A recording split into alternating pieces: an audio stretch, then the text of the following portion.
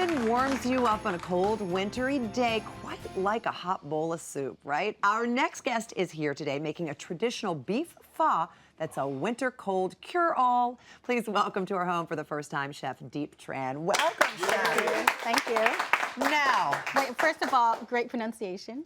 Of your name? Of pho. Oh, a pho. Thank you. I love that, Chef. I love yes, it. because it's spelled P-H-O, so people say pho, Yep. but it's really pho.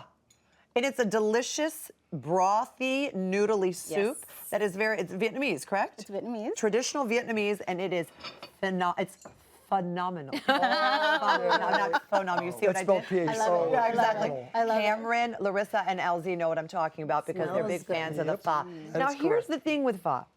You usually go to a restaurant to get it because it can take sometimes 18 hours to make this soup because there's a lot that goes into it, to make it so delicious. You're going to teach us how to do it in less than an hour. I am. I don't believe this.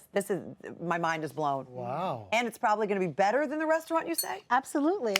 All right, let's get to this, Chef. It starts with some blanched oxtail. Yes, so what you want to do is you want to get some really great oxtail and you want to blanch it to rid the impurities. It's going to float up, it's kind of like the scummy looking. Sure, exactly. That gross goes to the part. top. Yeah, so Okay.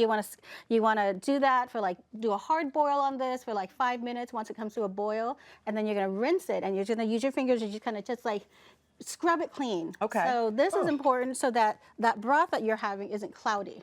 Right, so that's why it's so beautifully clear at the restaurants. Yes. And when you try to make it at home, it doesn't quite work that And then way. you're like, What's wrong with mine? Yeah. So would you always use oxtail or could you use something else? You can use any kind of meaty bones if you want to use short ribs, but what's great about oxtail is it has a lot of collagen in it. It's just you're trying to have a healthy bone broth. You kind of want all this stuff.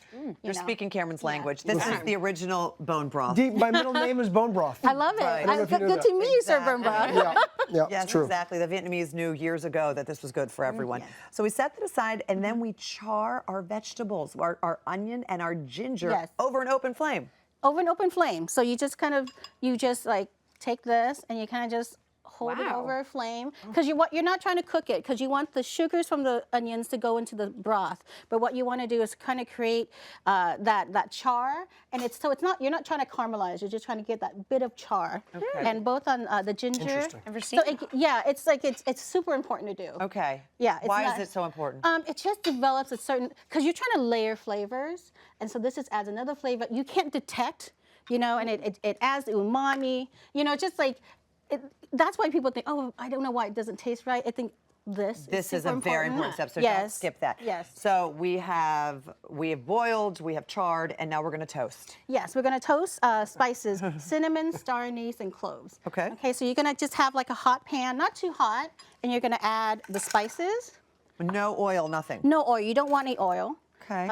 What you're trying to do is awaken these flavors a little more, and you're not going to. This is not a time to step away and get some coffee. You just want to, you just want to shake it like this because you want to evenly toast it, and you'll know when you've achieved the effect when your kitchen smells like Christmas. Exactly. Oh, that's gonna go through the whole house too. And Yes. it's so lovely. Yes. And I'm actually kind of surprised at these Christmassy spices that go in the pho because you can't taste them. No. It doesn't taste as if it has cloves in No. it.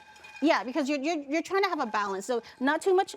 Too much star anise would be too overpowering. Too much cinnamon would be overpowering. Too much cloves. Oof. So once you kind of start to smell that, you're gonna put it into your pressure cooker.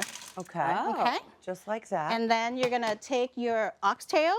So everything goes in now. Yes, I mean, I'm sorry, you're gonna this is not mysterious anymore, but, but okay, Very so easy. you're gonna put all this in. So now just everything goes in. We combine it all. I'm looking at this right here. This looks like daikon root. Is that what it is? Yes.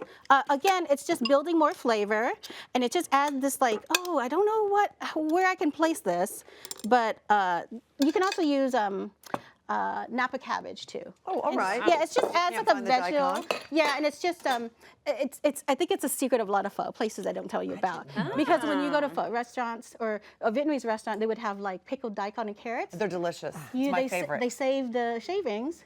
And they put it in the soup. Yeah, That's why 'cause there's mine no never tasted waste. Good. Deep. Am I to understand that the 24 to 36 hours to 48 hours that I take making my bone broth at home, simmering on the stovetop, can be all cut down to about an hour in a pressure cooker? Yep.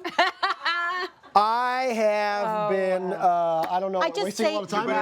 I just extended your longevity. You know? But I have to tell you, I can tell that the essence, the important part, the nutritional part of the bones are getting in here because the collagen actually has a little bit of a tacky flavor on the, like a tacky essence on the lips. So I was thinking to myself, how'd you make that in an hour and still get the collagen out of the bones?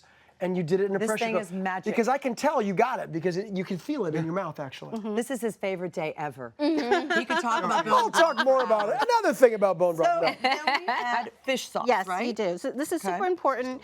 You know, whatever you think about fish sauce, you know, it's like if you've ever eaten Thai food, Vietnamese food, Cambodian food, you've had fish sauce. So you're like, I don't like fish sauce, you've had it. You've had it. You know? And it's what makes it delicious, by the way. Right. And- so when people yeah. say they don't like anchovies in their food, I'm like, there's Exactly. anchovies all through that. You have no idea. Caesar salad, one of the most like Yeah. popular American salad, anchovies. It's true. It's the Okay. salt content. Yes. So here you go. You're gonna put fish sauce in here, and this is just a little bit of sugar. Okay. Not too much. Okay.